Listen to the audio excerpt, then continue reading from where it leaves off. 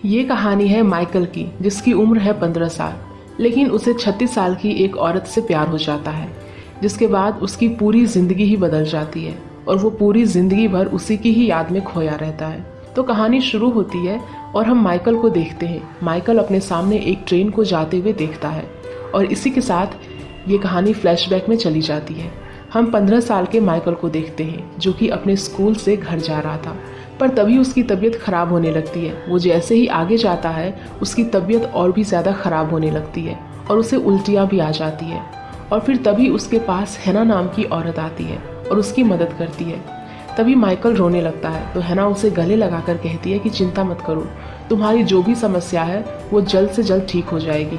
जिसके बाद हैना उसे उसके घर पर भी छोड़ देती है और वहाँ से चली जाती है। घर के अंदर आने पर माइकल के घर वालों को पता चलता है कि उसकी तबीयत ठीक नहीं है। तो फिर जब डॉक्टर माइकल को चेक करता है तो वो बताता है कि उसे स्कारलेट फीवर है, जिस वजह से उसे अगले 3 महीने तक अपने रूम के अंदर ही रहना होगा। अगर वो अपने रूम से बाहर निकला तो ये बीमारी उसके घर वालों को भी लग जाएगी। तो फिर अब माइकल भी ऐसा ही करता है और अगले 3 महीने तक वो अपने रूम के अंदर ही पड़ा रहता है।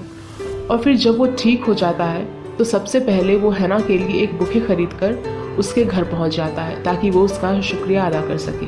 वो उसे बुके देता है और कहता है कि मैं पहले भी आ जाता, लेकिन डॉक्टर ने मुझे 3 महीने घर के अंदर ही रहने के लिए कहा था, इसीलिए मुझे इतनी देर हो गई।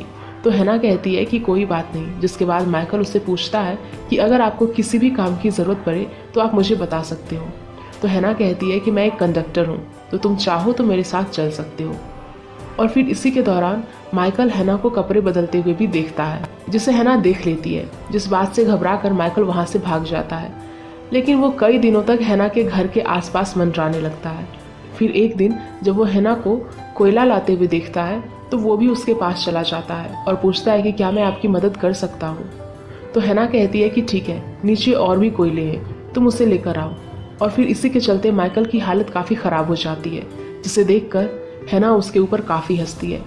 हैना कहती है कि तुम अपने कपड़े उतारो, तुम्हारे कपड़े काफ़ी गंदे हो चुके हैं और मैं उन्हें साफ़ करके देती हूँ, तब तक तुम नहा भी लेना।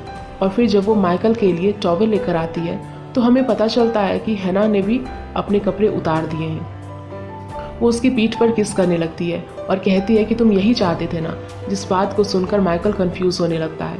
तो हैना कहती है कि मेरी तरफ देखो। जिसके बाद वो उसे किस करती है और दोनों इंटीमेट भी होने लगते हैं। और अब इसके बाद ही इन दोनों का अफेयर स्टार्ट हो जाता है। स्कूल छूटने के बाद वो हर दिन हैना के पास आता था और ऐसे ही हर दिन वो दोनों एक दूसरे के करीब आते रहते थे। अब एक दिन माइकल उसे कहानी सुनाता है तो एक दिन एक दूसरे से सवाल जवाब करते हैं, जिससे देखने में हमें ऐसा लगता है कि ये दोनों एक दूसरे से बहुत ही ज़्यादा प्यार करते हैं। अब एक रात माइकल हैना से पूछता है क्या कल हम डिनर पर जा सकते हैं, जिस पर हैना उसे हाँ कह देती है। और फिर अगले दिन ये दोनों बाहर जाते हैं तो सभी लोग इन दोनों को ही देखने लगते हैं, क्योंकि इन दोनों की उम्र में काफ़ी फासला था, जिससे हैना ऑकवर्ड फील करने लगती है। तो ये दोनों लोगों से दूर एक झील के पास आते हैं जहाँ पर हैना नहाने लगती है।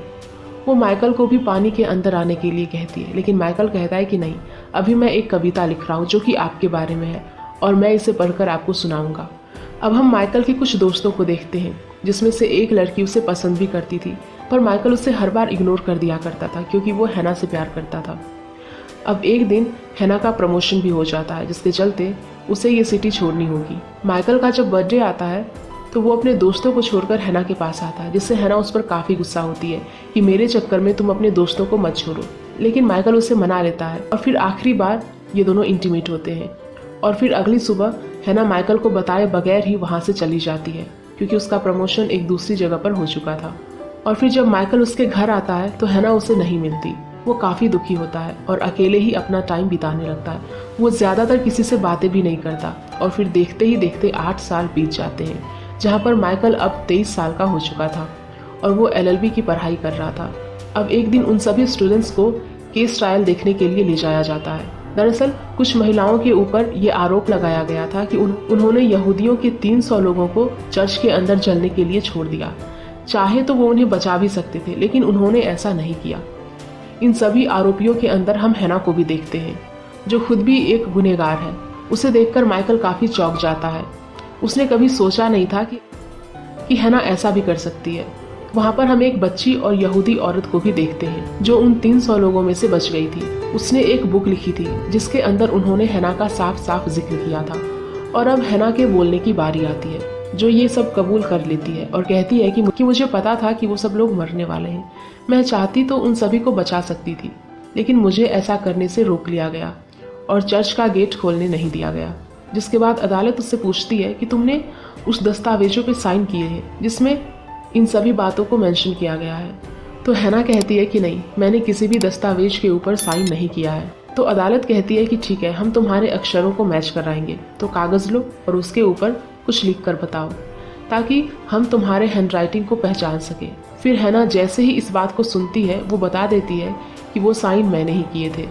और यहाँ पर माइकल को पूरी बात समझ में आती है कि हैना एक अनपढ़ औरत है जिसे पढ़ना लिखना नहीं आता। और जब उसका प्रमोशन हुआ था तो वो वहाँ से भाग गई और चर्च के गार्ड की जॉब करने लगी, क्योंकि वो नहीं चाहती थी कि लोगों को उसके बारे में पता चले कि वो एक अनपढ़ औरत है। और जो कुछ भी उन 300 लोगों के साथ हुआ उनका जिम्मेदार हैना खुद को ही मान लेती है और उसे उम्र कैद की सज़ा भी हो जाती है, जबकि दूसरे गुनहगारों को कुछ ही साल की सज़ा होती है। और ये सब देखकर माइकल काफ़ी टूट जाता है और अब वो डिसाइड करता है कि वो हैना से मिलने के लिए जाएगा। वो जेल तो जाता है पर हैना से मिलने के लिए उसके अंदर हिम्मत नहीं होती, तो वो फिर से लौट जाता है और समय ऐसे ही बीतते जाता है। और अब माइकल काफ़ी बड़ा हो चुका था, उसकी शादी भी हो जाती है और उसकी एक बच्ची भी है, लेकिन वो अभी भी हैना को भूल नहीं पाया था। वो हमेशा उसके बारे में सोचता रहता है, जिसके चलते उसका उसकी वाइफ के साथ डिवोर्स भी हो जाता है। तो वो अपनी बेटी को लेकर अपनी माँ के पास चला जाता है। उसकी माँ कहती है कि मुझे इस बात का दुख नहीं है कि तुम्हारा तलाक हो गया, लेकिन मैं ये जानना चाहती हूँ कि तुम काफ़ी बदल से गए हो। तुम हमेशा काफ़ी सोच में रहते हो, दुखी रहते हो, आखिर वजह क्या है? यहाँ तक कि तुम अपने फादर के फ्यूनरल में भी नहीं आए थे। तो माइकल बताता है कि ये जगह मुझे काफ़ी सारी यादों को याद दिलाती है, जिस यादों से मैं हमेशा भागता रहा हूँ। मैं एक औरत से प्यार करता था जिसकी उम्र मेरे से 2 गुना ज़्यादा थी और अब वो जेल में है। जिस बात को सुनकर उसकी माँ एकदम से चौंक जाती है। जिसके बाद माइकल अपने कमरे में आता है जहाँ पर वो उन किताबों को देखता है जो वो हैना के लिए पढ़ा करता था। उसने एक किताब को हैना के लिए आधा ही पढ़ा था, तो वो उसकी रिकॉर्डिंग करता है और उन रिकॉर्डिंग्स को जेल के अंदर हैना के पास भेज देता है, जिसे सुनकर हैना काफ़ी खुश होती है और रोने लगती है। और फिर वो भी धीरे धीरे पढ़ना लिखना शुरू कर देती है। जिसके बाद वो माइकल के लिए एक खत लिखती है और उसका जवाब आने का इंतज़ार करती है। लेकिन देखते ही देखते 20 साल बीत जाते हैं, पर माइकल ने उसके खत का रिप्लाई कभी नहीं किया। और अब हैना काफ़ी बुरी भी हो चुकी थी। जेल के अंदर हैना का बिहेवियर काफ़ी अच्छा था, तो उसके ऊपर दया करके उसे जेल से रिहा कर दिया जाता है। हैना की कोई भी फैमिली नहीं थी और माइकल खत के जरिए हैना से बातें किया करता था। तो जेल की वार्डन माइकल को कॉल करती है और कहती है कि हम हैना को छोड़ रहे हैं, उसका इस दुनिया में कोई भी नहीं है और ना ही उससे कोई मिलने के लिए आता है। पोस्ट के जरिए आप एक दूसरे से बात किया करते थे, तो हम चाहते हैं कि आप उसका रहने का बंदोबस्त कर दें। और फिर ये सुनकर माइकल काफ़ी परेशानी में आ जाता है और थैंक्स कहकर फ़ोन कट कर देता है। उसे समझ में नहीं आ रहा होता कि वो क्या करे। काफ़ी दिनों तक सोचने समझने के बाद वो तय करता है कि वो हैना को जेल से लेकर आएगा। फिर वो जेल जाता है और काफ़ी सालों के बाद वो एक दूसरे से मिलते हैं, जहाँ हैना माइकल को देखकर काफ़ी खुश होती है। माइकल कहता है कि मैंने तुम्हारे रहने का बंदोबस्त कर दिया है, पास में ही एक लाइब्रेरी भी है, क्योंकि तुम्हें पढ़ना काफ़ी पसंद है तो तुम वहाँ हर दिन जा सकोगी। और फिर ये सब सुनने के बाद हैना काफ़ी भावुक होने लगती है और वो माइकल से पूछती है कि क्या तुम्हारी शादी हो गई? जिस पर माइकल कहता है कि हाँ, मेरा तलाक भी हो चुका है और मेरी एक छोटी सी बच्ची है। जिसके बाद माइकल उससे पूछता है कि क्या तुम्हें उस हादसे के लिए पछतावा है? जिस पर हैना कहती है कि हाँ, लेकिन मरे हुए वापस नहीं आ सकते हैं। माइकल जब उसे कहानी सुनाया करता था तो वो हैना से पूछता था कि तुमने इस कहानी से क्या सीखा। तो इस बार वो हैना से पूछता है कि तुमने अपनी ज़िंदगी से क्या सीखा। इस पर वो कहती है कि मैंने पढ़ना लिखना सीखा, क्योंकि अंत में मैं जेल में आई और यहाँ पर मैंने वो सब सीखा जो मुझे सीखना चाहिए था। जिसके बाद माइकल उससे कहता है कि अब मैं अगले हफ्ते आऊँगा और तुम्हें यहाँ से लेकर चलूँगा। फिर हम हैना को उसके कमरे में देखते हैं और वो अपनी किताबों को बाहर निकालती है और उनके ऊपर चढ़कर खुद को फांसी लगा लेती है। फिर तभी माइकल उसे लेने आता है, लेकिन उसे बताया जाता है कि उसने खुद को फांसी लगा ली और अब वो जिंदा नहीं है। जिस बात को जानकर माइकल काफ़ी दुखी होता है। फिर तभी वार्डन उसे हैना के कमरे में लेकर जाती है और उसे बताती है कि हैना ने आपके लिए एक लेटर छोड़ा है। लेटर के अंदर हैना ने लिखा था कि मैंने अपनी ज़िंदगी में जितने भी पैसे कमाए मैंने उस पैसे को एक डब्बे के अंदर रखा है। मैं चाहती हूँ कि माइकल उन पैसों को उस बच्ची को ले जाकर दे दे जो उस हादसे से बच गई थी। साथ ही वो माइकल को हेलो भी कहती है। और फिर ये सब सुनने के बाद माइकल काफ़ी रोने लगता है और हैना का आखिरी काम करने के लिए निकल पड़ता है। और एक लंबा सफ़र तय करने के बाद वो उस बच्ची से मिलता है जो कि अब काफ़ी बड़ी हो चुकी थी। वो माइकल से पूछती है कि तुम दोनों का क्या रिश्ता था, जिस पर माइकल उसे सब सच बता देता है कि जब मैं 15 साल का था तो मेरा उसके साथ रिश्ता था जो कुछ समय तक चला। और फिर इन सभी बातों को बताते हुए माइकल रोने लगता है। जिसके बाद वो उसे पूछती है कि तुम यहाँ पर किस काम से आए हो। तो माइकल कहता है कि हैना ने अपनी ज़िंदगी की पूरी कमाई आपके लिए छोड़ी है। जिसके बाद वो उसे वो डब्बा दिखाता है, जिस डब्बे को देखकर उसे अपना कैंप याद आ जाता है जिसमें उसका ये डब्बा चोरी हो गया था। वो कहती है कि इस डब्बे को तो मैं रख लूँगी लेकिन इन पैसों को नहीं ले सकती।